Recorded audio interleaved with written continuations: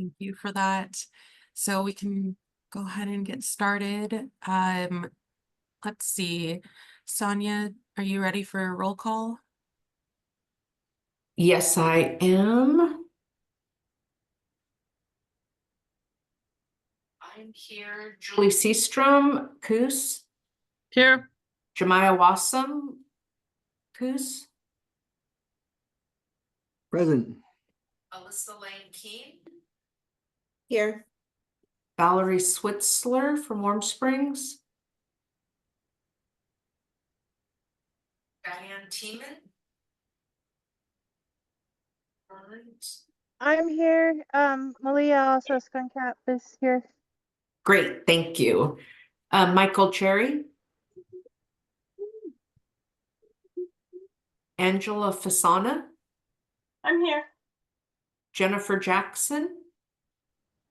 Gita. Melissa Montero.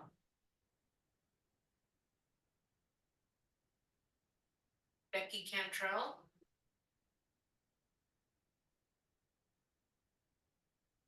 Marcia Frost. Jory Spencer. Present. Jamie Crane.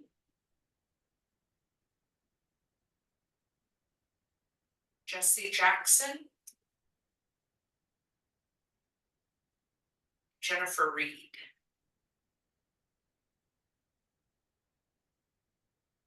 We do have quorum. Awesome. Thank you. Thanks both you and Julie for getting us started.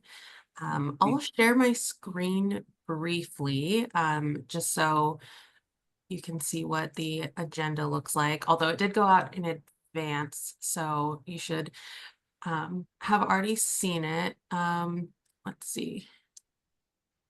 Can you see the PowerPoint? Yes.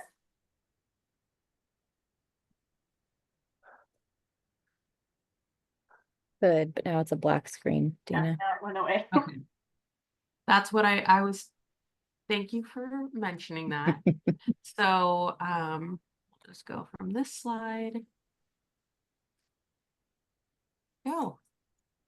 All right, so thanks in advance, Angie Fasana, for doing a little presentation about early learning programs at Grand Ronde and how you manage multiple funding streams. I think it's going to be really helpful.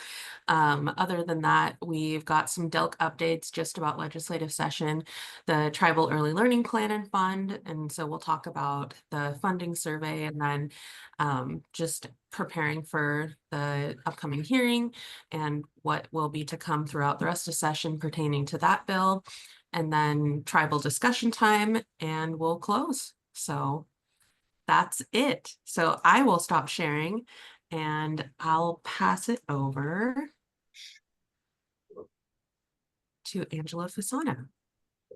My camera says it's trying to load. I don't really have you can leave the agenda up because I don't really have a slideshow. So, and my camera is kind of being funky even though I had it loaded once.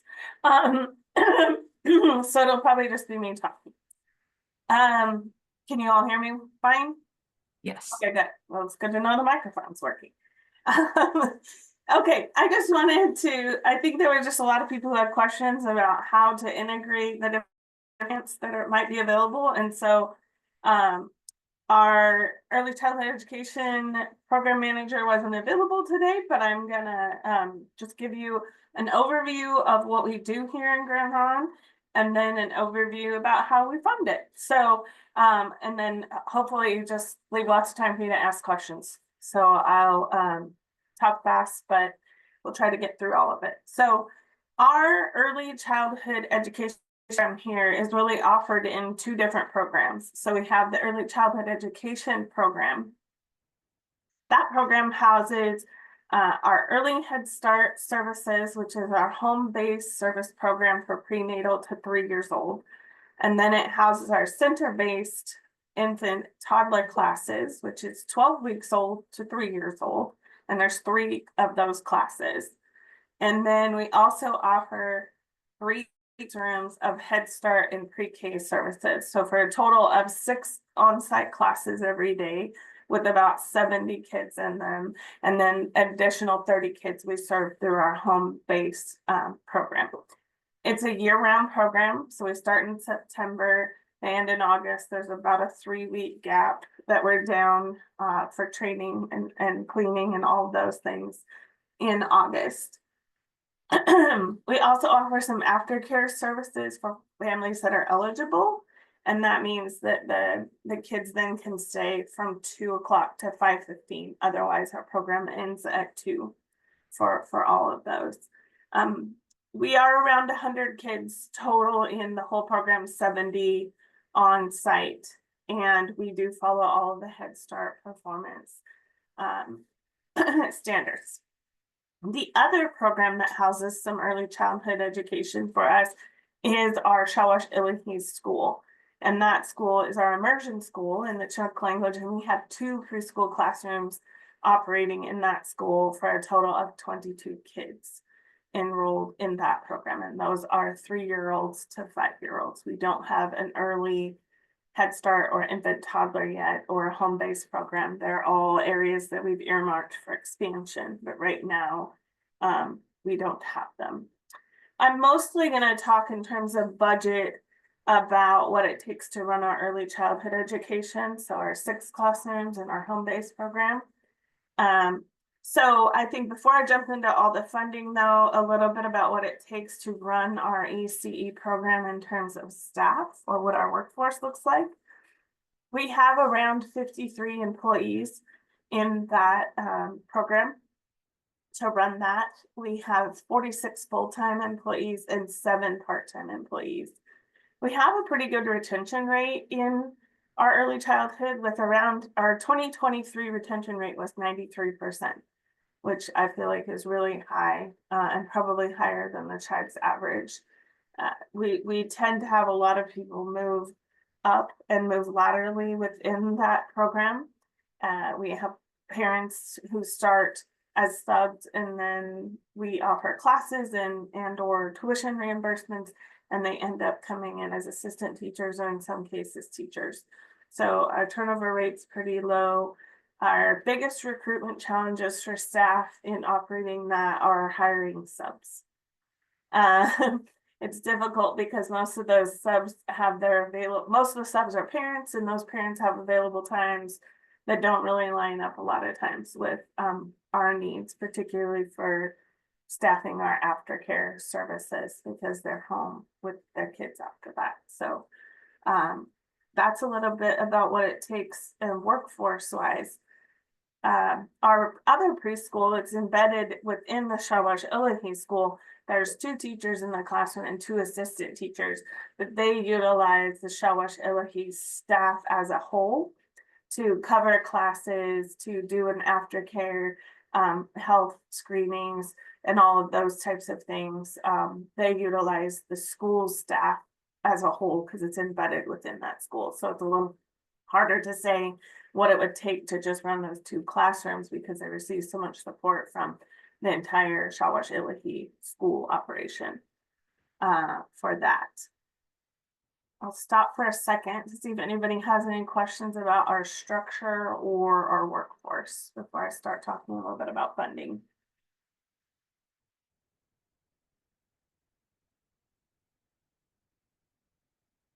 All right.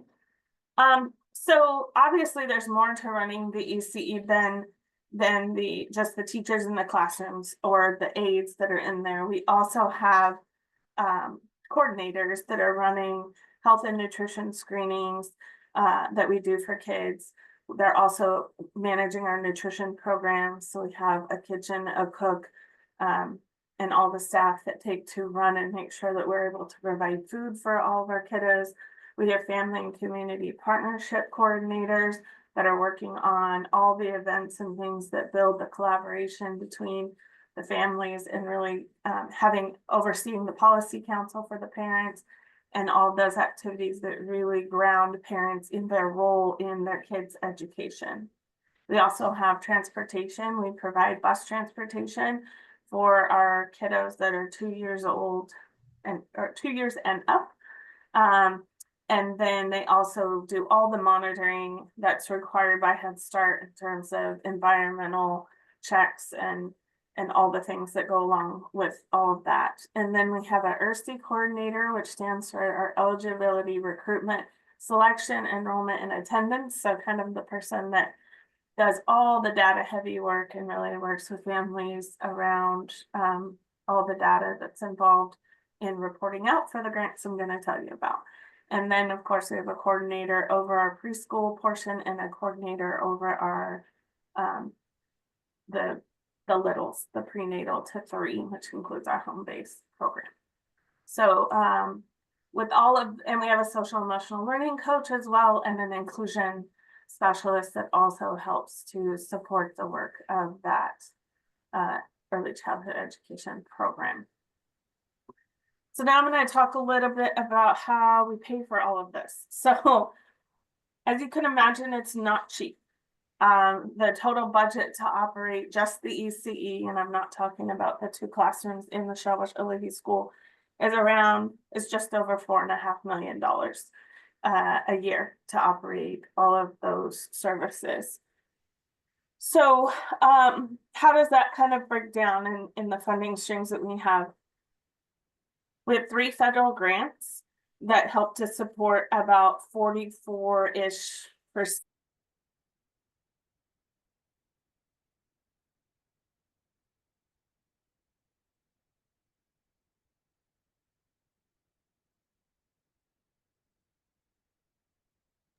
I think we lost All Angela. right. Yeah, we did. Let me send her a message real quick and see.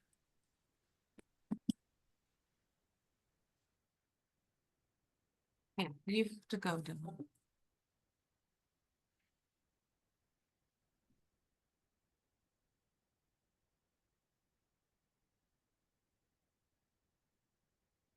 Dylan, you have to go right now. Go. Okay. Why are you asking me to go? Because I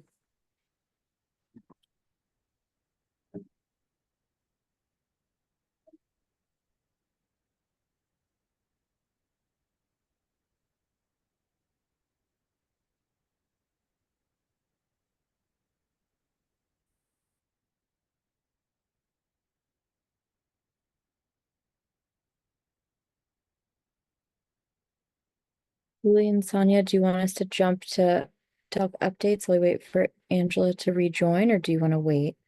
I think we should move to the next thing, and then if she comes back in, then we can pause and let her finish. She was at the good part too. I know. Perfect. I agree.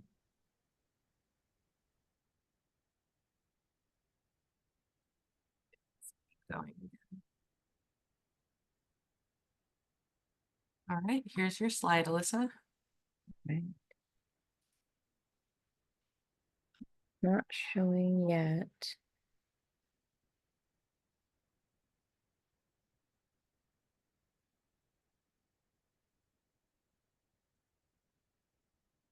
How about now? Yes, thank you. Okay, guess I had to do it twice.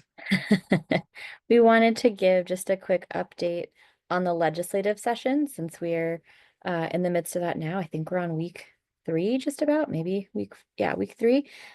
So we have been in a lot of different committees, actually. This has been one of the busier starts to a legislative session that we've had.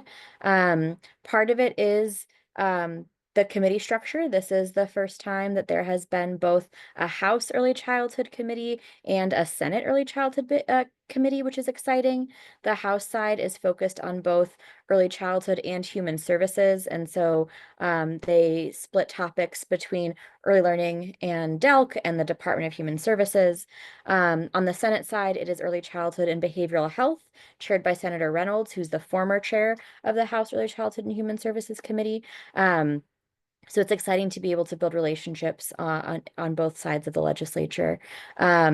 We have most of, I would say all of our legislation is coming in on the House side.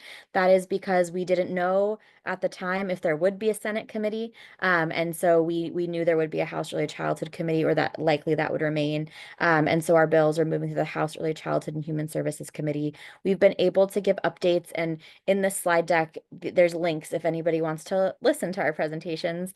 But we've been able to just give a high-level overview of DELC. We gave a very quick presentation on the Oregon Tribal Early Learning Alliance, really just a quick level setting, and Chair Hartman wanted to really encourage folks to listen to the September testimony that Julie and Sonia provided. And we were also able to provide more information about employment-related daycare.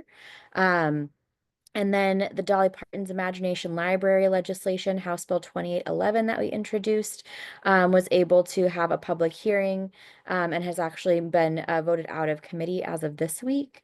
We've been able to give the Senate a general overview, and we focused a lot of our time last week in front of the Ways and Means Education Subcommittee to talk about how we fit in the broader education system, our role in early literacy development, and we were able to start talking about the early childhood provider workforce. And we'll be back in front of that subcommittee the first week of March to talk about our budget and kind of dig more deeply into agency operations as a whole now that we are the Department of Early Learning and Care. So a lot of work done, a lot of work coming up, but there's a lot of interest and engagement in early learning and childcare. And so really excited to see so many opportunities to talk about this work and to help folks understand the importance of focusing on those early years. Kathy, anything you want to add from the legislative perspective? Anything I missed?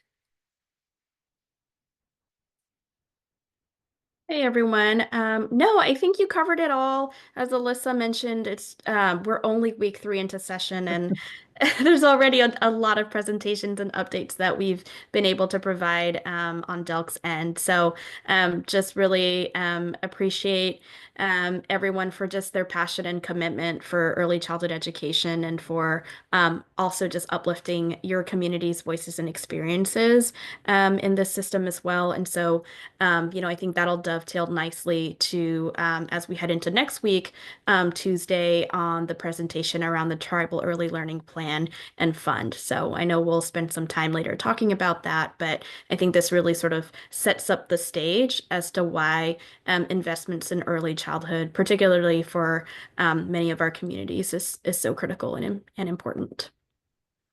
Careful. Yeah. Dana, I think Angela's back, so. Okay, awesome. Before we pass it back, would you be able to add a little explanation when you say voted out of committee so that everyone knows what it means? Yeah, Kathy, do you want to go over that for Dolly Parton? Yes, definitely. Yes. So when a committee receives a public hearing, that's actually a really big step, because I believe there's a little bit over 2,000 bills that were introduced for this session. I think it's like 2,800 and a little bit counting. But February 25th is the latest deadline for when bills will be dropped into OLIS. And so after February 25th, we shouldn't expect any more new bills to be introduced. So that's good. But with a little bit over 2,800 bills, we know that not every single bill will get a hearing in committee. So the first step for a bill to actually become law is to get a public hearing in a committee. So that's what happened with the Dolly Parton Imagination Library bill. Last 2 weeks ago, in January 30th, they received a public hearing in the House Early Childhood and Human Services Committee.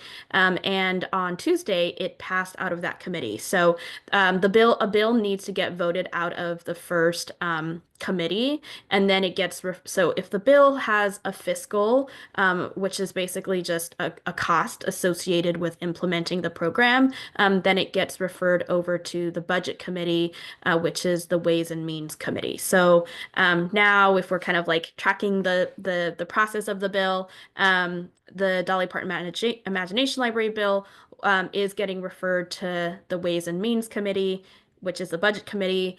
And then the budget committee actually have various subcommittees. And so there's a committee on education and a committee on transportation and other committees that are relevant to the topic of the bill.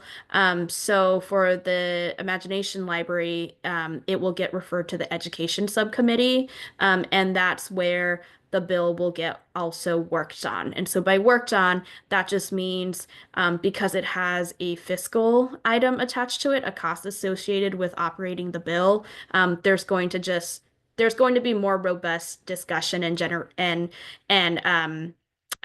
debate, right, around particular bills that have fiscals. And so the bill will be in the education subcommittee.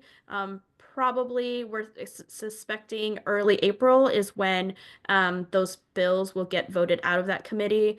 But I think for the purposes of the Tribal Early Learning Plan and Fund, what's really exciting is that we know that there will be a public hearing that's scheduled on Tuesday.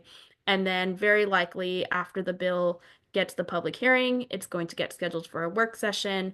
The committee members have to vote on the bill to vote the bill out of committee, and then it will get also referred to the education subcommittee. So I know that's sort of a lot of different processes, but we'll make sure to update you all on, of course, the hearing that's coming up. I know several of you will be there, either in person or testifying, so that's really exciting.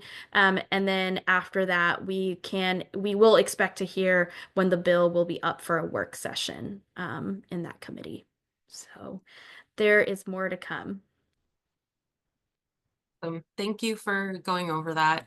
And since Angela Fasana is back, do you want to, we were really looking forward to the funding part, and then I lost you, so.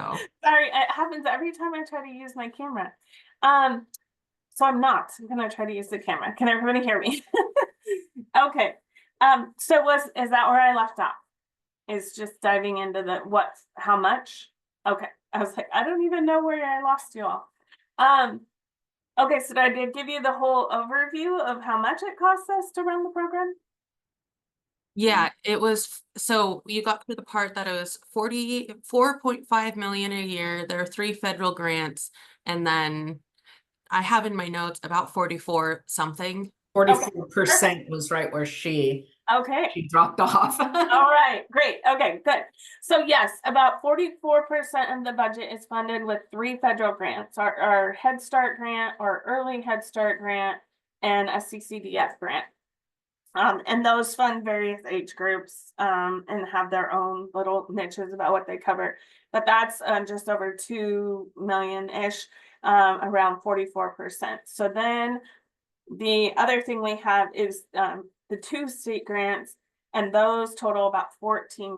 And those are our OPK grant and our Preschool Promise grant. So again, those have their own age restrictions, with the OPK for 12 weeks to 3 years, the 3 to 5-year-olds we serve at the Preschool Promise. And then about 38, and these percentages are kind of a little bit vague, but around 38% or 1.7 million of the program budget comes from tribal funding. So essentially, I think a lot of the program started being grant funded, and the positions are grant funded. But then as we realized that we had a lot of families who didn't meet requirements to be served under those grants, the tribal council then started designating tribal dollars so that we could add additional spots and slots within our program for those, over income families and spots. So roughly 38% of that comes from there. I think there's a couple of other things to note too. We use things like the OTELA grant to do events and or services across all 6 of our ECE programs and our 2 language programs. So we've done the book roost subscriptions before for them, or we have a literacy event, or we have an event for early childhood that we utilize some of those funds for when we get those specific grants. So that's not included in this amount. Also, our early literacy grant, we do the same. We kind of use that across both the ECE program and the Shawash Ilahi preschool classrooms. to try to kind of join them in some of those efforts, especially around like literacy. So we use those grants a little bit differently, so they're not included in this total figure that I was giving you. And then we also have the Child and Adult Care Food Program reimbursement grant from the feds, which helps to fund and reimburse our food costs for our kiddos that we serve. In terms of our language preschool classrooms, we have some grants within the Shellbush Illinois School, some of which apply to the early childhood, some don't. So we have an ANA grant, but that ANA grant, we're on year 5 of it right now, of a 5-year grant, and that was earmarked towards the older grades, so we don't really use that at all for the preschool classrooms. We have an ODE language grant that we utilize to partially fund our preschool classroom activities, and an ECEF grant, Early Childhood Equity Fund grant, that we also use to fund some of our preschool activities. Those are embedded within the school's budget, so I can't tell you exactly how much of those funds are used, because it's more activity based and supplies based that we use for the school. So that's kind of how we fund what it is we do. And then, you know, I'm always watching, because I have a brand new building sitting over here that has 12 classrooms in it, and I'm gonna have 6 classrooms in it on opening day. So I know that at some point, 10, 20, 30 years from now, whatever, I'm gonna have that full, and what's that gonna cost to operate? So in general, it costs me about $300,000 to open an infant toddler classroom, and that's literally a staffing because of the 3-to-1 ratio. So that's not including the supplies to go in there, the extra food, or any extra support staff we would have to add. We'd probably be okay for not having to add coordinators if we add 1 or 2 classrooms, but by the time we get to 12, we're going to need more of those coordinators, whether it's around transportation or health, or education. Also might need a new bus, you know, because we have more routes we have to run. We have 2 buses now, but are we going to need more? And so that's not including that cost. That's just my off the top. And it's around $200,000 for us to staff a preschool classroom with just staffing again, without all the support staff included in that figure. So when I looked at a grant, or I see funding, or I get the question about how much could Grand Ron use, I say, well, I want to open another classroom. You know, yes, I could definitely use $500,000 over a biennium, because it's going to cost it's going to cost more than that for me to open another classroom if it's an infant toddler classroom coming up and we do have wait lists. So I know that we're one of the only preschools in our area, and so you know, wait lists are a real thing for us. And yeah. Any questions? I'm hoping people have questions, because I wasn't sure exactly what everybody wanted to know. Angela, it's Julie. Is it okay to ask you a question? Yes, absolutely. How long have you guys been running your program? That's a great question. And so I always think of, how old were these kids?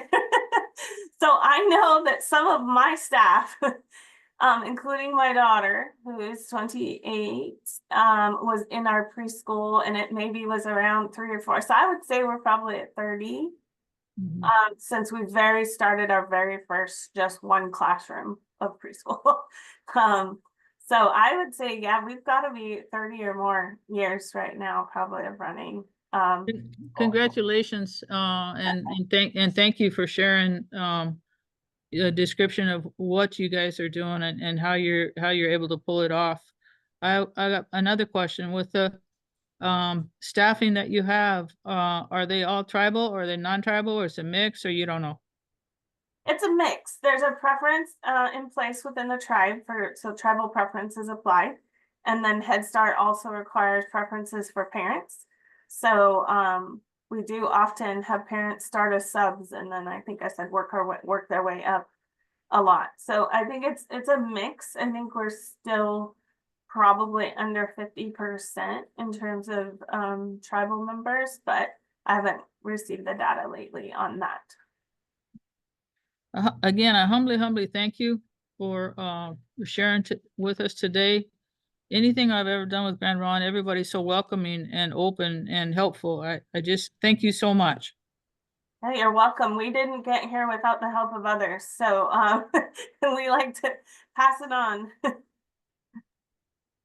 I have a question for you, Angela. Just curious about how easy or difficult it was to get that general fund support from tribal council after your grant ended. Honestly, I wasn't here specifically, but I lived here my whole life and had my kids in the program. So, and my dad was serving on tribal council during a lot of the expansion for this. I really don't think it was that much of a problem. We've always had a council that's been very education focused. And honestly, parents sell it, tribal members sell it when they're coming to council and saying, they're full and we don't have a place for our kids to go, so we can come to work here. And tribal council, brings people to the table and says, how do we make that happen? And we say, well, we need this. And we asked for about $500,000 extra in our budget for 2025 so that we can add another classroom in the fall, and they were supportive of that. So I really haven't had a lot of problems. It's been built slowly, I think, slowly enough that the tribe could consume the additional costs. I think that's key. Coming in, if we would have came in and wanted what we had today on day one, I think that would have been really difficult. But because we started with one classroom and then two, and now we're kind of slowly, as the tribe can absorb it, I would recommend a slow approach. Play the long game.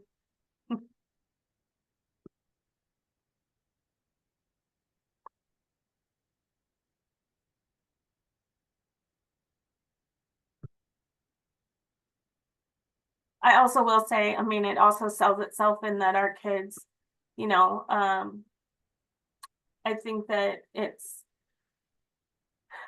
we're working on learning loss, and we're working on healing generational trauma and things that have put our kids in positions where school is difficult. And so anything that we can do to give them an upper hand going into kindergarten, and really start out of the gate with engaging our families has been very supported by tribal council, because we all know that these things start long before kindergarten. So they definitely understand that and support that.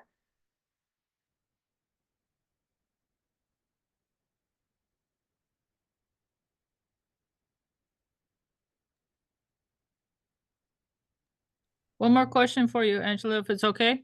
Mm-hmm. If anyone within our different tribes education department, if they have any questions, is it okay for us to tell them that they can either email you guys or call you guys, and you might be able to help them? Absolutely. We would be happy to meet with anybody and kind of talk about what we do here and maybe how we got here.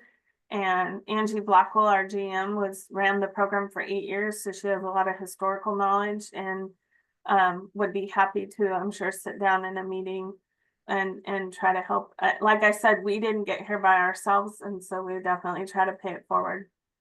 Thank you so much. Yeah. Yeah, thanks, Angela. I appreciate you asking that question, Julie. I've been writing down a lot of questions as you've been talking, Angela. Yeah.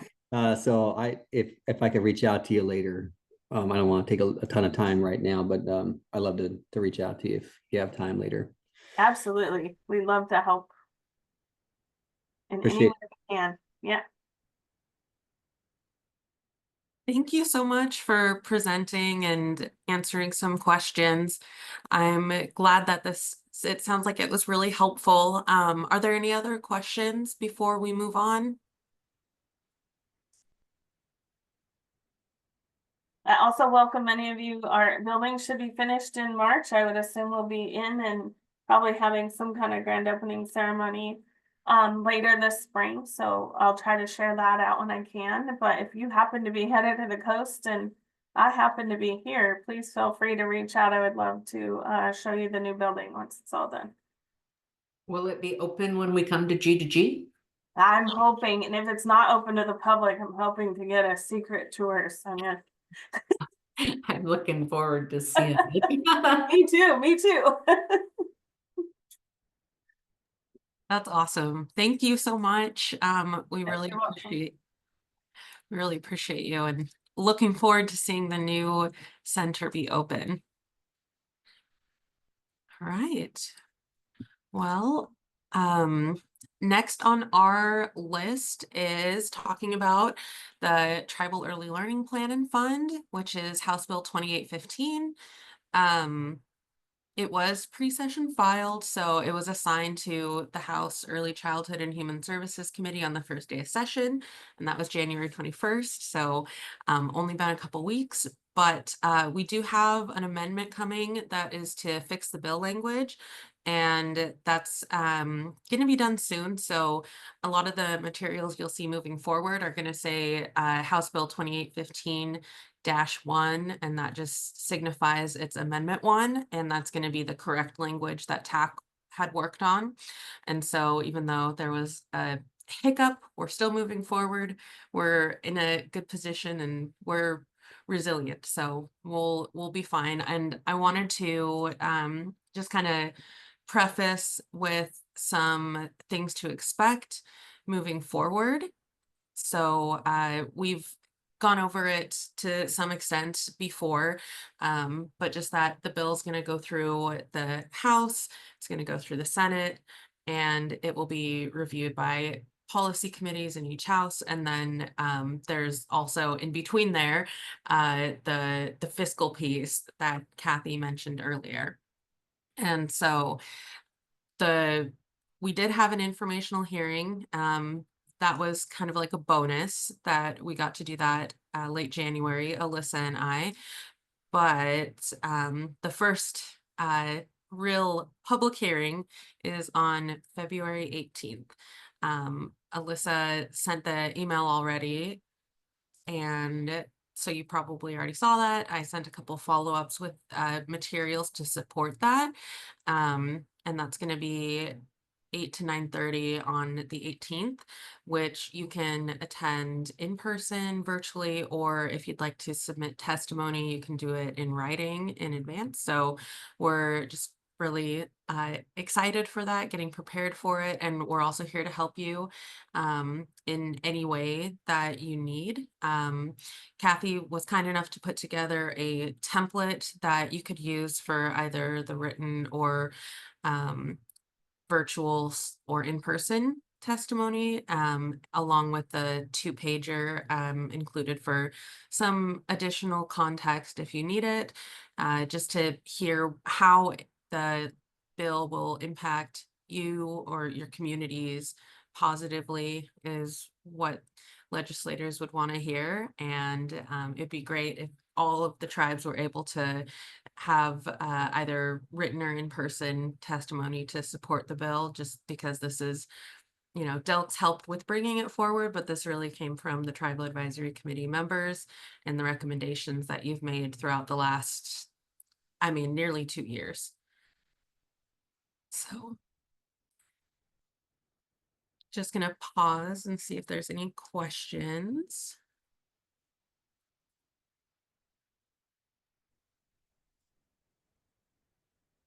This is Angie. I was planning on being there. I hadn't really planned on presenting. But do we have anybody presenting that we know of yet? Julie signed up, so she'll do virtual. Okay. That's all I know of so far, though. Is anyone else? And Angie, I'm gonna be there via Zoom, but if you're gonna be there in person, I sure hope that you do speak. I know. I just don't know if I have time to prepare between now and then.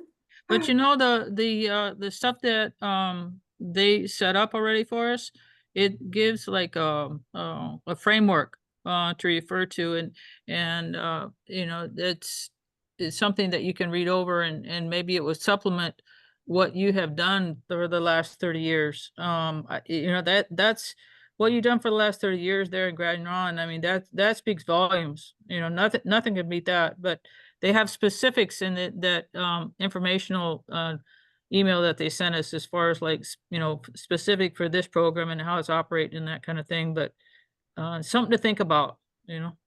I'll definitely see what if I can find the time to do that because I am close, so it's not that far for me to travel. So kind of felt like I should. And Angela, we're also happy to take a first pass at like a script for you so that you then just have to plug in a couple of bullets about what it means for Grand Ronde. If that's helpful, just let us know. I think that would be great if you could. Sure. And you haven't talked to Angie Blackwell yet or anything, have you? I don't want No. to double up our story. Okay. Okay. Thank you. Yeah, we can put that together. And for anybody else who might want that, we're happy to, we did send out like a framework, but we're happy to take it one step further and actually kind of transform that into a script if that's useful for anyone else. Could That you would be send that great. out? I think that'd be great. Yep. Yeah. Yep. And what time? Can you give me a time again? I felt like it was 8 or 8:30. From 8 to 9:30, yeah? 8 to 9:30. Okay. And it's on pseudo Monday because it's the first Tuesday after holiday weekend. 2/18. Yep. And if folks are planning on testifying, we would like to give Chair Hartman just sort of an update by Friday afternoon on just here are the folks who are planning on testifying on the bill. It's just nice to give the chair an update of who will be coming and presenting. So maybe by Friday, end of day if possible, if folks are planning on coming and testifying, if you want to let Dana and us know, that would be helpful. And it's the first item on the agenda. And so it should be pretty close to 8 a.m. If anybody, whether virtual or in person, has time constraints, let us know, because we can also work with the chair to make sure that they account for that kind of in scheduling. And if folks don't want to testify verbally, written testimony is absolutely welcome as well. And we can make sure that Chair Hartman makes a note on the record of the written testimony submitted for each tribe. Alyssa, if at all possible, could I be first one up at as close to 8 o'clock as possible? Yeah, we can absolutely mention that to Chair Hartman and ask for you to be up there at the top. Thank you. Yeah.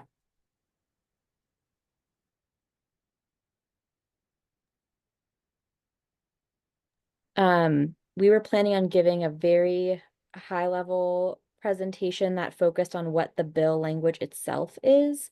We've been able to talk, as Dana mentioned, about how we got here and what the recommendations are. But we wanted to be able to talk about what exactly is in the bill. So we'll provide a little bit of that grounding for a few minutes, and then Julie be able to hand it over to you to kind of kick things off for testimony.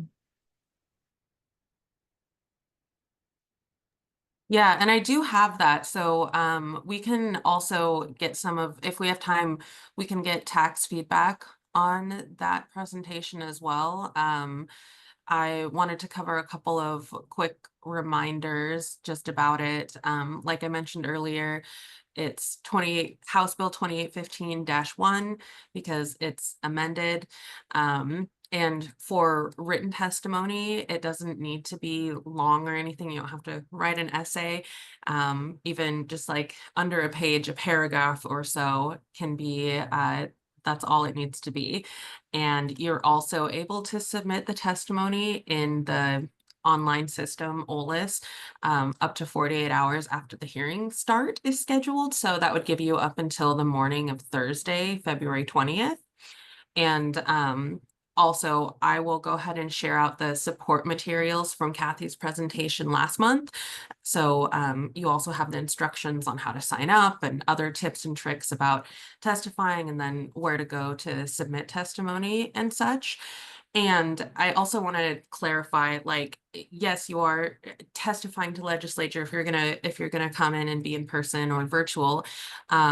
But this committee has 9 members, so it's not gigantic. And you'd only have about 2 to 3 minutes or so. And it depends on how many people sign up and somewhat at the discretion of the chair as well. But it's not like you are going to be doing a soliloquy or anything like that. So I just wanted to put those things out as reminders, hopefully to ease anyone's worries, because it is stressful, and I definitely understand it's a lot to ask. But are there any questions about that?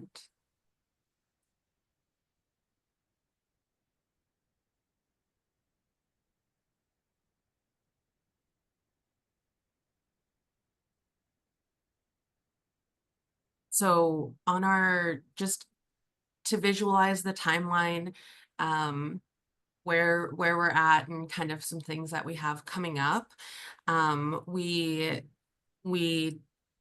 do want to pose a question about, after the hearing on the 18th, after the bill moves out of committee, we're wondering about maybe if DELC issues a press release, and wondering if TAC members would be interested in providing quotes to be able to elevate this work just a little bit more, and see what your comfort level is with that.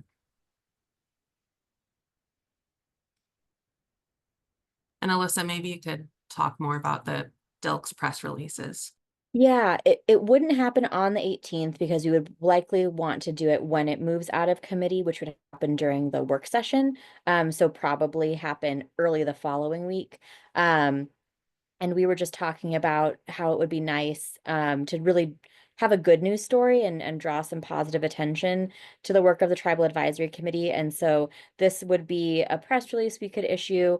We have kind of a channel of media contacts that this would go out to, recapping the purpose of the bill, lifting up probably some of the testimony you all share in the public hearing. And if any of you felt comfortable or had permission to offer a quote about kind of the importance or what it means to you, we'd love to include that and lift up your voices, and just make sure folks see that this is important work that needs to move forward. It just helps underscore the importance of the work from a bigger audience. And we do not have to do that. And so we wanted to also just check, is that something you all are interested in? Kind of broadcasting a little bit more publicly, or if you wanted to really just stick with, testifying and focusing on the standard legislative process. Sonia, how you feel about that?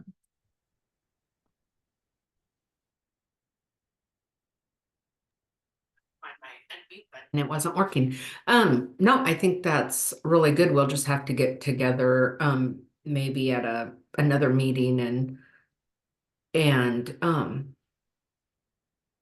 put together what that would look like call on different TAC members, or do it in conjunction with DELC staff, just what that would look like.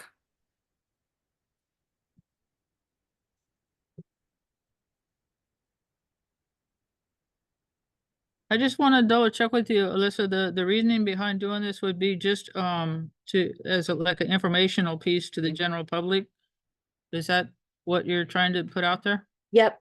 Really just drawing attention to the legislation, the importance of centering tribal sovereignty, and how this bill does that. And it in the midst of everything is also just an important good news progress update that we felt like we could share.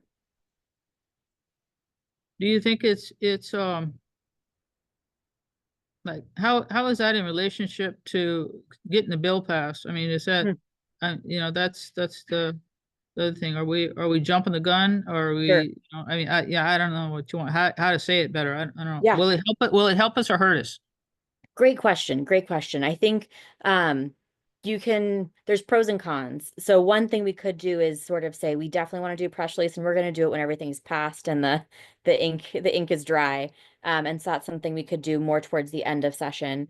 I think one potential advantage of doing a press release sooner is it may garner more support for the legislation as it moves into the Ways and Means Education Subcommittee, and also just might spotlight the important work of the Tribal Advisory Committee. we don't, and Kathy can jump in. We don't necessarily have concerns that legislators would feel irritated that we did that. You know, they're taking a public action on the bill. But to your point, Julie, things can happen. And so if you all would also rather wait until it's actually moved through the legislative process and is just either headed to the governor for signature or even waiting until the governor signs, we can absolutely go that route as well. I just asked you guys these questions because, again, even though I've been serving since fall 21, I'm new to this process, and I don't want to jeopardize. I don't want to make a decision that jeopardizes, you know, the getting a positive result. What we want is we want them to sign it. Yes. So I mean Yeah. that's the bottom line, you know, that for me anyway. And I don't want to do anything to jeopardize that. So if the news article is helpful, do it. If it's not, don't. Okay. Mm. Yep, absolutely. Yeah, I think in my experience, I'll just chime in. But we know we want to get this bill passed, and also again uplifting and honoring tribal sovereignty in it. And so, in my experience, it's like legislators they're really excited to see like who's behind legislation. You know, the voices of those who will be directly impacted by this. And so I think having a public hearing on this is really important. And I think also just seeing all of the leaders, you know, who have been putting time and energy into developing this, all your work and efforts, and just to be able to kind of share that story of how you all arrived here, and just sort of continue to generate like the excitement and the importance of this, I think will be really helpful, especially early on in the session, because, you know, let's face it, legislators have hundreds, if not thousands of bills that they're reviewing. So to be able to, I think, just see, you know, the broad support and the effort, and to place, you know, names with faces and with the community support that's really behind this bill, I think will make a really strong impact and a strong impression early on in the session. Thank you. Yeah.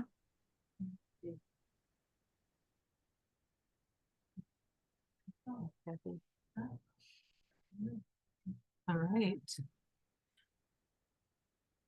Well, that will be exciting when we get there. And question for either Kathy or Alyssa, after the public hearing on the 18th, what do you think the timeline might look like for when it would move out of committee and when we'd look for doing that press release potentially?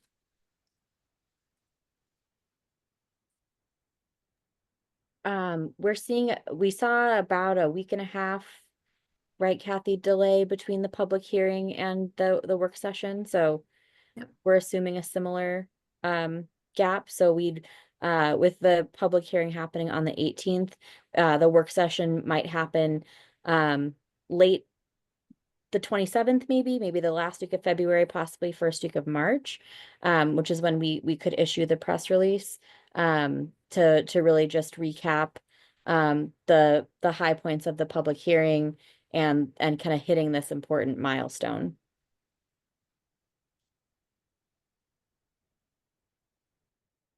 Thank you. I always like to have a timeline of what to expect. Things are really moving and everyone's busy. So I think we have a good amount of time to still do the funding distribution survey results discussion, and also take a look at a new PowerPoint, which nobody has seen yet, but we want to make sure we're sharing it with you and it's not totally done. But this is basically what Alyssa and I will be presenting on Tuesday to basically overview. This is how this bill was created, and this is the components of the bill and all the things that it does. So it's not the same as providing testimony like what you as tribes would be doing, but from the agency perspective, giving an overview. And we've already done informational hearings previously, so they're already aware of it. And it's really bringing in we are going into this part of the bill does this part of the bill does that, and how it all ties into the importance of tribal sovereignty and making sure that it's centered in the work that we're doing. So I'll go ahead and I can drop a copy of it into the chat as well. And again, there's still a couple more slides that need to be added into this, but it would be great to have your eyes on it. Let me make it bigger.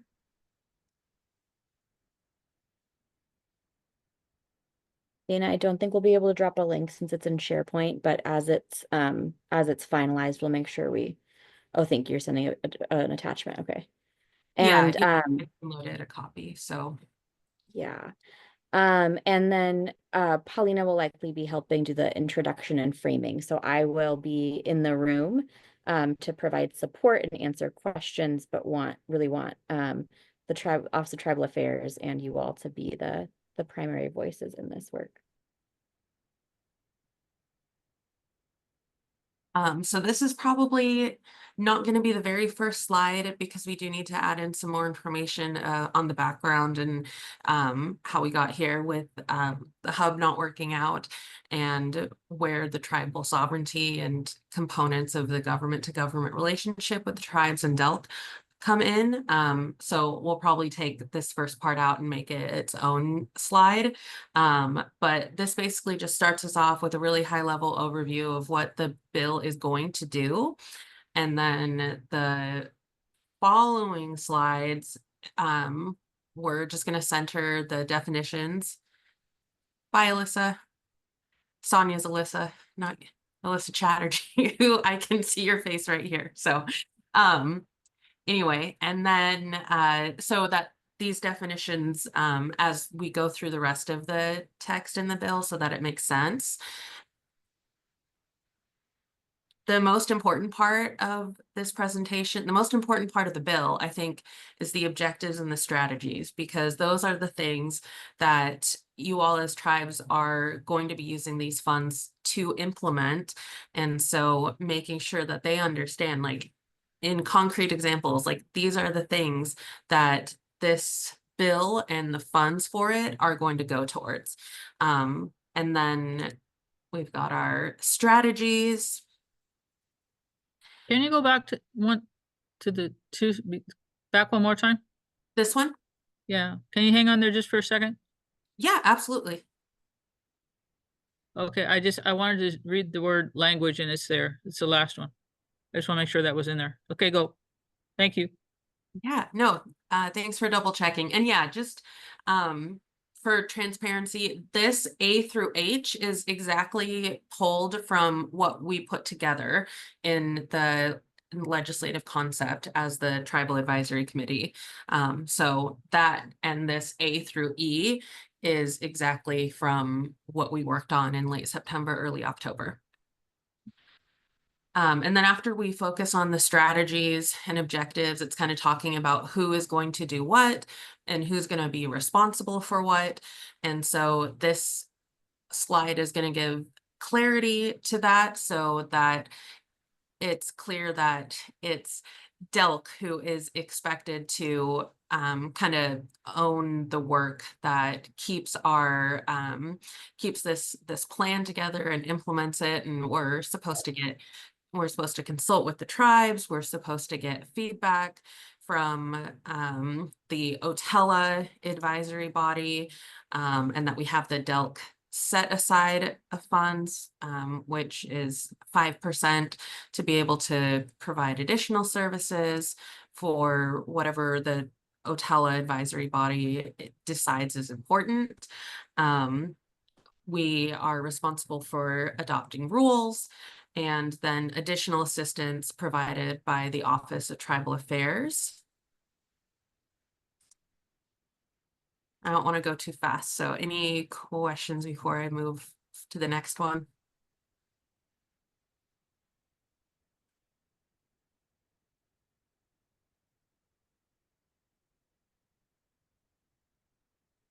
Take that as no, we're good. So talking about what is the Oregon Tribal Early Learning Alliance, this just outlines the membership.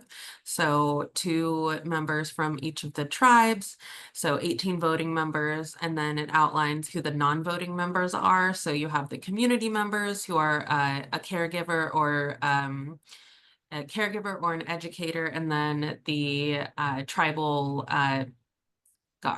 parents or caregivers, and then educators or childcare providers. Sorry, that was confusing. And then the other non-voting members who are from the agencies. So there would be the DELC representation, which would be Alyssa, the Early Learning Systems Director, and then the other agencies that are named. And we'll, of course, mention that we would be able to add other agencies as deemed necessary, just based on what's in the bill language. This outlines what the purpose of OTELA is. So we've got who they are and then now what they do. So OTELA would be the ones to advise DELC on establishing this plan and implementing it. OTELA is responsible for advising DELC on how to spend the technical assistance funds. And there's a nice little any other subject related to the delivery of early care and education services. So if something else comes up, there is authority for OTELA to be involved in that way. And then the next slide goes into some more depth about OTELA and what OTELA's authority would be as it relates to these responsibilities. Pause for a second to just check for any questions.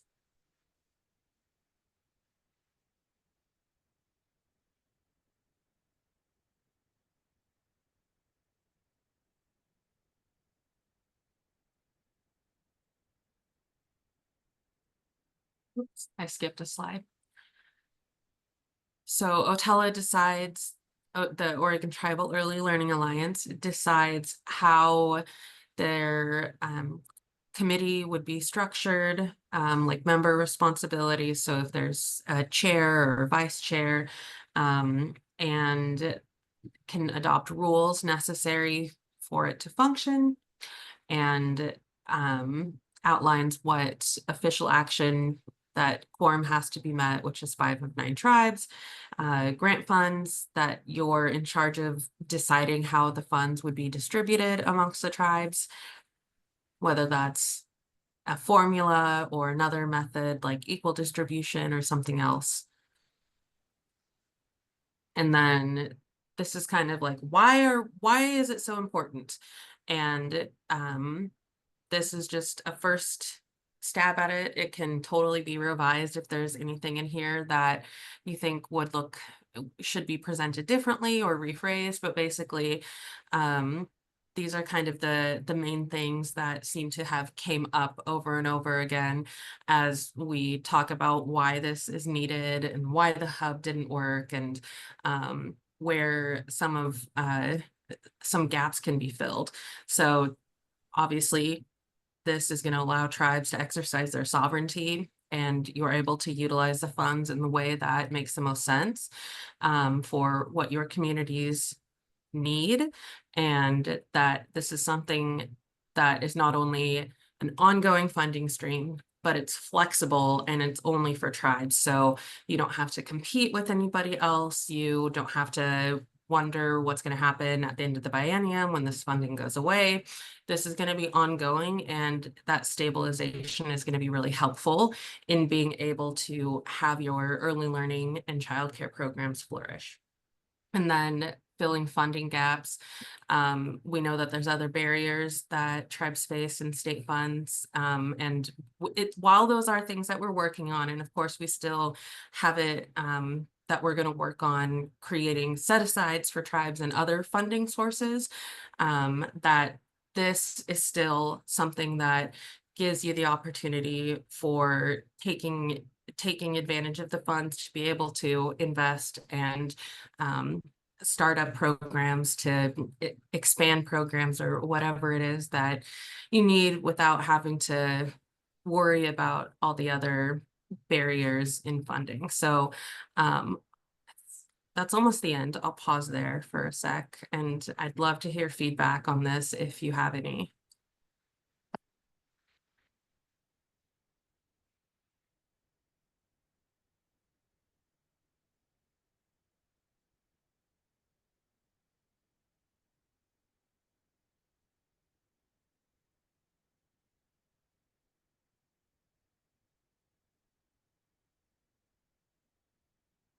And I also acknowledge that we weren't planning on having this so much in advance. Otherwise, we would have given it to you sooner. So totally okay if you want to sit with it for a little bit. And if you have follow-up feedback for later, and that's totally fine too. Dana, the only question I have is for myself. It's been easy to read and follow the way you've got it like presented and laid out, and I'm thankful that tribal sovereignty and self-determination is first and foremost. That you focus on letting everybody know that it's this flexible system, and that the state is there to support gaps. Those are wonderful to read those things. My only question was way back to the first slide. I think you mentioned where there was just like a couple of sentences, 2 or 3 sentences about in the very first slide. It speaks about that part there where it says 1, 2, 3 there was recommended by the Tribal Advisory Committee, House Bill 2055 in 2021. I don't know, how you can put it in there, but the work that was done back then was like the basis for what has been created since then. And I can't, Liz is really good at being able to say, why there was a change from that system to what we're doing now. And I don't want to massacre it and try to say it, why there's that change, but there was a change from what was first being written and worked on. And if I understood it correctly, the emphasis is that nothing like that had ever been done before for the tribes. And that was the big breakthrough and the things that people have been working on for 15 years and that kind of stuff. But it needed to be undone and redone as it is now for some reasons for it to be able to function for the tribes. But I can't re-explain that. So I don't know how you can put that in there, but just so that people know that this thing just didn't all of a sudden appear out of nowhere, that it came from somewhere, and that there was the reasoning as to why it came into existence is still there, even though the format has changed, or the working parts of it have changed and that kind of stuff, so that it can function properly. But just to give credit to those people that worked together for 15 years to get it started would be nice. Yeah, absolutely. And we do have a couple of slides. They're hidden right now because these are old slides, but we'll take some of these and recycle them in a different way to be able to have that.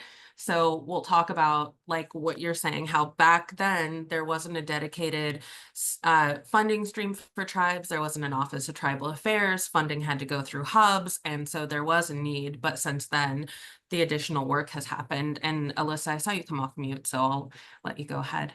No, that's perfect. I was going to say, Julie, yes, we've talked about that before, so we can definitely pull in some slides that because we know adults need to see things 7 times, right, before it sinks in. And so we can definitely pull in those same slides from before and hit those points again, because what we want to make sure we're doing with this presentation is setting a solid foundation for you all to be able to then testify. So we want to make sure we cover those kind of bases that you can then tell your stories about the impact, because that's what the legislature is going to care most about. Mm-hmm. I just want to give credit or mention to the people that came before us and the work that they did. That was like the work that we're standing on, and we're creating what this process here. So that's my only thought behind that. Thank you, Julie. Absolutely. It's important. Yeah, definitely agree. And I mean, it's an important part to how we got here. If they hadn't done what they did and all the work that led up to where we are now, this isn't where we'd be. So Thank you. yeah, thank you for your comment. And yeah, this was the last slide, and then it's just questions and our contact information. So I see Jory's hopping off. TJ also. So if you're already gone, yep, it's like they're gone. So I'm not sure that we have a quorum anymore. Dory, are you tracking that? Just from the chats. So we lost Alyssa, TJ, but TJ wasn't included in the quorum, and Jory was, so we still should. Okay, perfect. That's great. I don't, I guess we don't really have like an official decision, but I do have a suggestion for this last little bit of time. So let me go ahead and pull this one back up just to reorient us back to funding. All right, I think it loaded. You can all see it, right? Great. Yep. So previously, the Tribal Advisory Committee, we've discussed about how to distribute funds from this, since there's a couple ways we could do it, whether it's tribes specifying that they need this amount each biennium, or having it just be equal, and maybe adding another process to reallocate funds that are either unspent or unwanted. And so we talked about it at the last meeting, and not all of the tribes were here, so we did send out a funding survey, and the results are that 7 tribes are preferring the needs-based option, and then 2 tribes prefer equal distribution.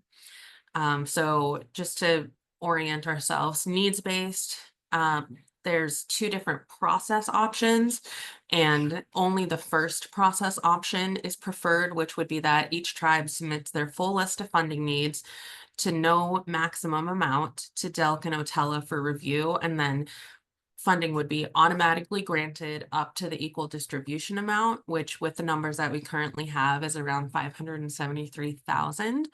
And then on the equal distribution side, for those who preferred equal distribution, most prefer option 2, followed by option 1, although nobody selected option 3. So I think we can say that that one's off the table. So the most preferred equal distribution process option is that any tribe who wanted additional funding would submit an application to OTELA, and OTELA would determine how unspent funding is distributed. The other process option was that any remaining funds in the second half of the biennium would just be redistributed equally amongst tribes who are on track to spend the funds. So there's a couple ways we could do this.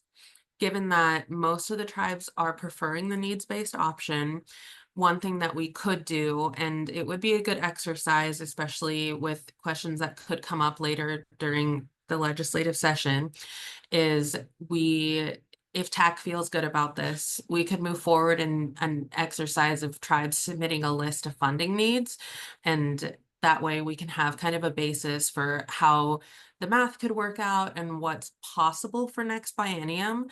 So I'm curious, what are your thoughts on that? And how do you feel about that being our next step?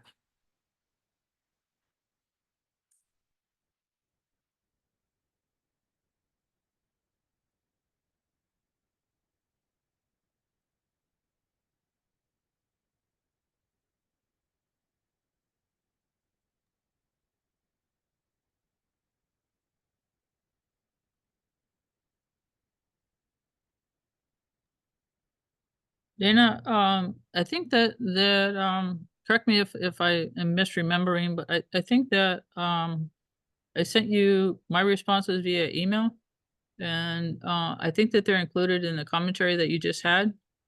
But it seems like you want us to review. Is that what you're doing? Thanks for asking that. So just to clarify, we compiled everybody's opinion, so including your preference of how we go about it. And so to go to the next step, now that we know most tribes prefer the needs-based method, and that 2 tribes prefer the equal distribution, is to gather up the information of what the tribal needs are coming into the next biennium. And it may work out that the tribes who prefer the equal distribution, that they can be granted that equal distribution amount, and then tribes with the higher and lower needs, that the math will work out appropriately. And so this exercise would be to gather a list of funding needs so that we have an amount that each tribe is expecting that they would need for next biennium. And we did do something similar to this. Previously, we had just asked for a number, but now we're hoping for a more thorough list of funding needs. And the other thing, like I had mentioned, is it could be beneficial for session, because questions could come up about, like, well, do tribes really need this amount of money, for instance? And we'd be able to point to, actually, yes, there is this much need, or maybe there's even a higher need. And based on the list of funding needs that tribes have, we'd be able to get that. And so I don't know if that's too big of an ask for tribes, if it's something that would be easy to do, just putting a list together like on Microsoft Excel, or if you're going to need to have different levels of approval, like you're not actually getting any funds out of this. It's not like an application, but just gathering up a list of, like, these are our needs and how we could spend them. Does that make sense?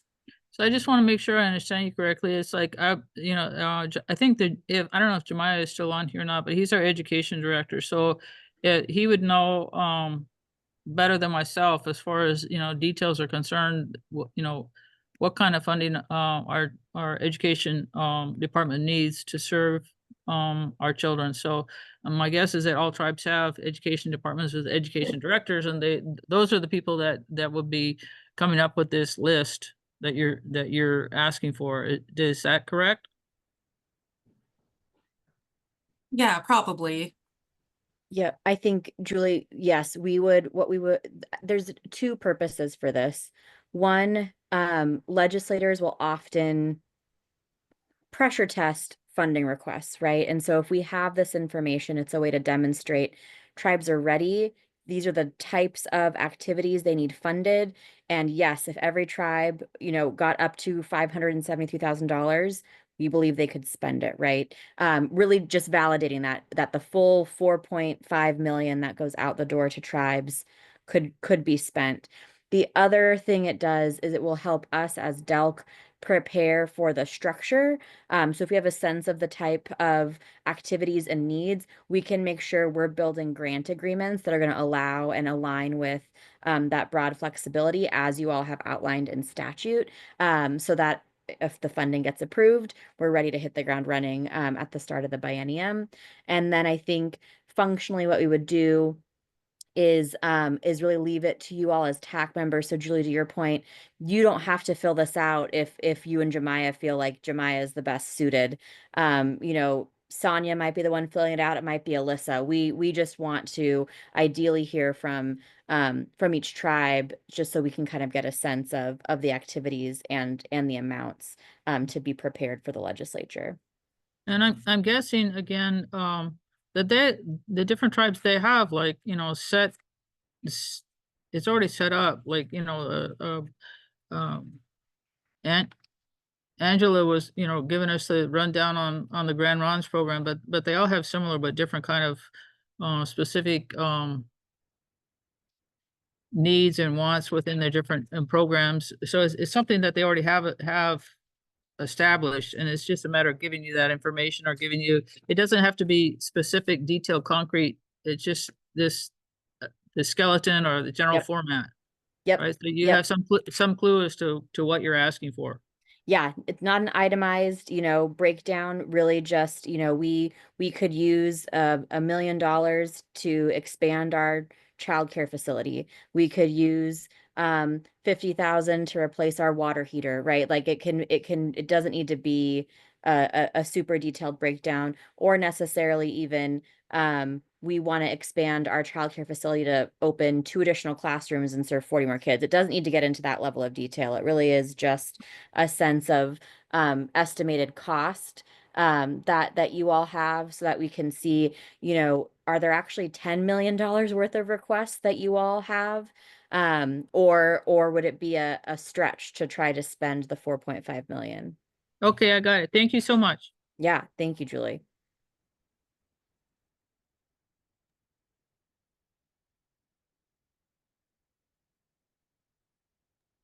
And I saw Jemiah's comment in the chat, so that's awesome. It would be, yeah, and we can also share back out the list of how other tribes use the Otella, the tribal hub funding in the past, and some ideas. Like, I mean, it can really vary with what these funds could go towards. And I see Jemiah's off mute, so I'll let you go ahead.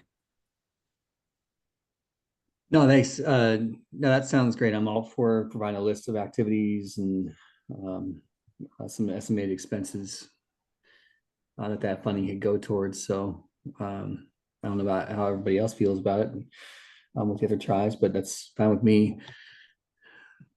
I did want to ask, I don't know if, forgive me if somebody else has already asked this question in prior meetings, but I wanted to ask if there is any opposition to the bill, and if there's any like stated opposition or anticipated opposition, and if so, what are the best strategies to address any concerns?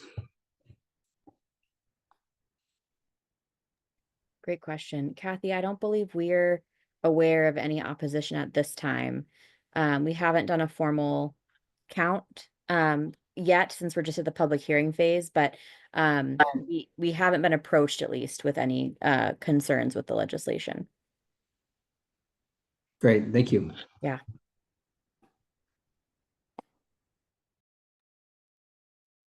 Good news.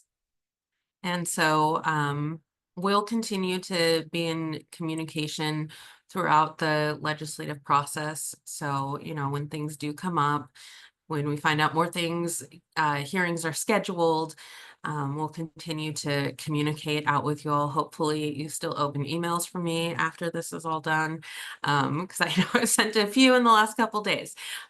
So we really appreciate your engagement.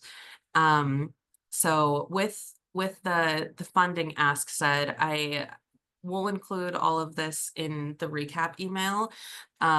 But if it's helpful, I could put together just a template. Really, however tribes want to submit that, whether it's on a Word doc or a spreadsheet or just in an email, we can compile that.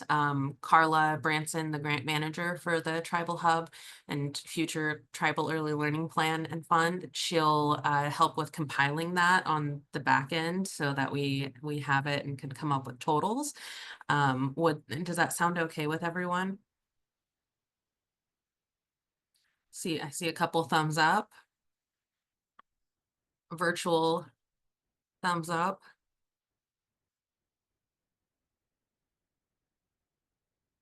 And I know a couple tribes already dropped off, but we'll follow up with them. And I think, yeah, that was our tribal discussion time, and closing next steps is where we're at. So we'll see you all again in a month on March 12th. And we'll see hopefully some of you on February 18th, or we'll maybe see you in writing with written testimony, however you want to show up, or however your tribe wants to show up. That would be great. Are there any other questions about what's upcoming and what the next steps are?